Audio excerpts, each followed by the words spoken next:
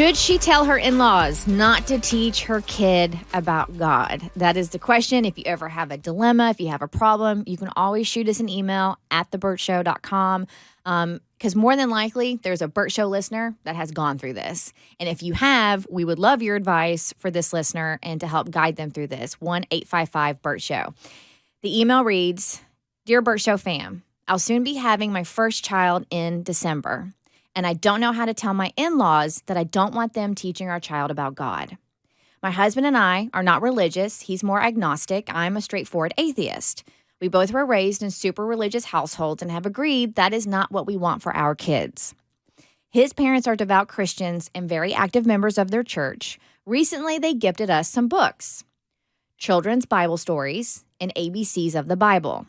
They have known from the beginning my beliefs, or lack thereof, and especially their sons.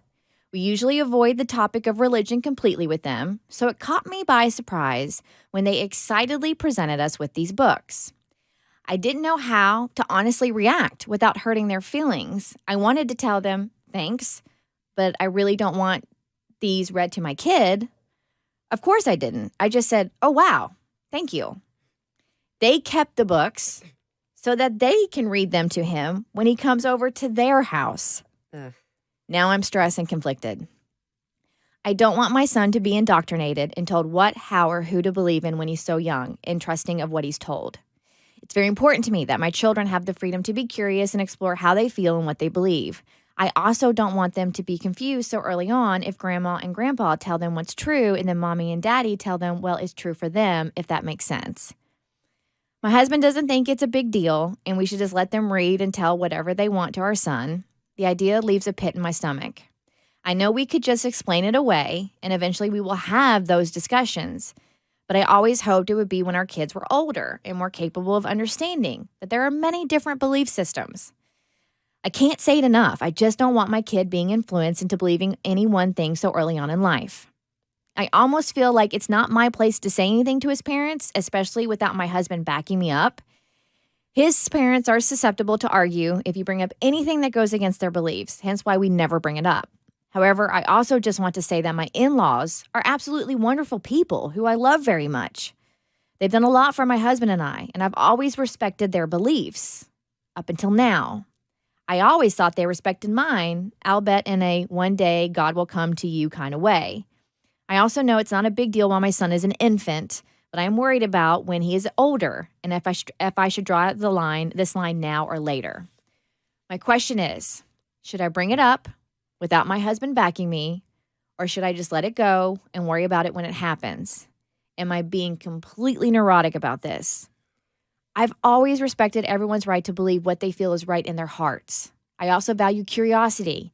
And if my kids ever come to me with questions about any one religion or belief system, I will do my best in that moment to explain it to them or help them learn about it. I just simply don't want my child being told what's right because what's right for one person simply isn't right for everyone.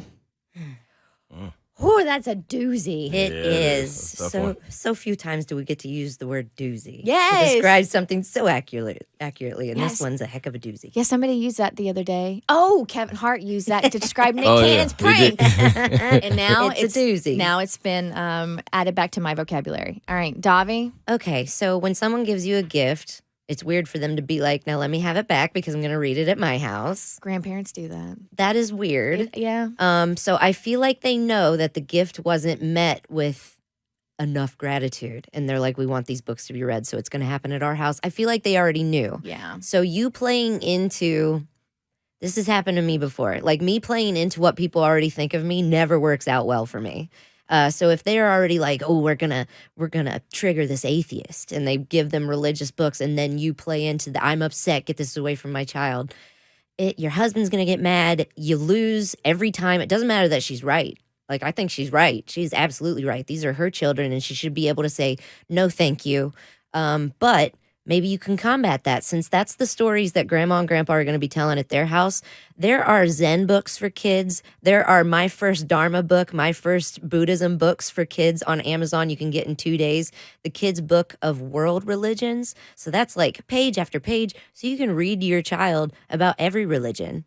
so they can hear every story and they can make their own choices. I mean, I grew up in a Catholic church and then in a Christian church, and I found my own way. And I'm an atheist now. So, and I strongly have those beliefs, which a lot of people in my family don't, but we respect each other. And your kids will get to the age where they can make their own choices, and you just need to be able to educate them thoroughly on your end as well. Mo?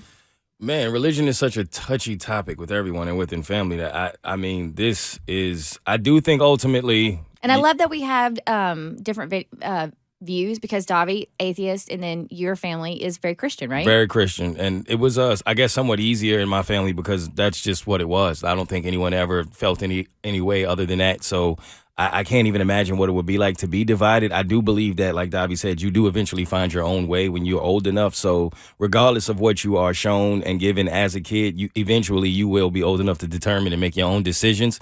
However, in the meantime, I'm not really sure what she can do outside of, like, are you going to not allow your parents to see your children because they're going to kind of do what they want when they're with them in their own time? So you either have to kind of keep the kids away from them completely, or you just have to do what you can on your part when you have them, and then give your kids kind of the view from both points, and then allow them to make their own decision when the time is right. And like, truly, is little baby Jesus in the little baby manger really indoctrination? Like, is telling the story of cute little baby Jesus and the wise men, like, is that going to make your kid, like, make or break your kid? No. So they can hear these stories. And the kids, reminder, the baby's an infant right now. Yeah. Right. But obviously this would be something that would be more pertinent if once the child's a toddler. All right, so Michelle, welcome to the Bert Show. Do you have any advice for a Bert Show listener? Absolutely. So I come from a religious background. I mean, it wasn't major. It was just something that we did on Sundays. When I had my kids, I raised them. I mean, honestly, I raised them to kind of question everything. And I mean, then they did. Now they question me. But so when it came to religion, when at this church, we have to do this, I would talk to my kids and I would tell them, okay, so yes, we're going to this Methodist church, but, you know, there's also Buddhism and there's also Taoism and there's also, you know, these other religions out there. So I would encourage you to think about this and learn about this. And if those are things that you want to explore in the future, definitely explore them, because, you know, it's not just Methodist. And even in Christianity, there's Baptist and there's Presbyterian. And because I was working at a Presbyterian church at the time. So even within just Christianity, there's all these different branches or sects or whatever you want to call them. So just make it more about exploration and just be open and encourage the open-mindedness. And, you know, definitely don't point fingers and say, well, they're wrong for doing this. Just make it more about... That's what they believe? Yeah. That's what they believe. And, hey, there's all these other things out there, and they're not wrong for believing this, but these other people aren't wrong for believing these other things, too. Got it. I like that. Like, this is what Grandma and Grandpa believe, and you get to have a choice in what you want to believe. Yeah. I thought Presbyterian was when you only ate fish. Okay, that's pescatarian. Got it. Casey, welcome to the Bert Show. You have any advice for our listener? Yeah, I think what Davi suggested was great, but I think that she should also address it because it's a boundary issue, and this is your kid's not even out of the womb yet, and they're like, hey, we're going to teach them this against your wishes. So what if, like Davi said, incorporate other religious books, but also approve of the ones that they want to read and make sure that they're included in, yes, you can teach our kids about this, but you have to do it with books that aren't going to put things that aren't actually in the Bible, like homophobia and things like that, onto their kids, so they're not getting the other bad taste that a lot of religion puts on children and makes them think that they can't be who they want to be. Gotcha. Thank you, Casey. All right, well, hopefully our Bert Show listener got some solid advice. And again, if you have any problems, any dilemmas, hit us up at thebertshow.com. The Bert Show.